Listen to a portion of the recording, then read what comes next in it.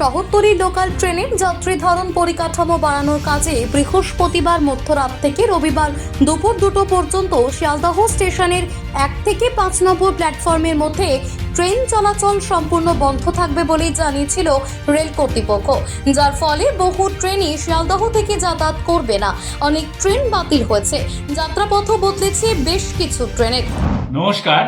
শিয়ালদহ স্টেশনে 1 নম্বর প্ল্যাটফর্ম থেকে 5 নম্বর প্ল্যাটফর্মের আমরা 12 কোচের ট্রেন চালাতে শুরু করব খুব শীঘ্রই। সেটি বনগাঁ, রানাঘাট, কল্যাণী ইত্যাদি রুটে চলাচল করবে।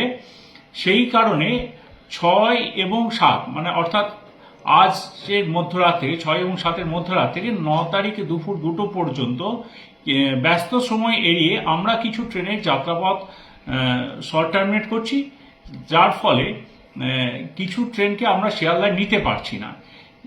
কিছু ইএমইউ ট্রেন 7 থেকে 9 জুন শিয়ালদার পরিবর্তে বারাসাত, দমদম ক্যান্টনমেন্ট ইত্যাদি ইত্যাদি স্টেশনে শর্ট টার্মিনেট হবে।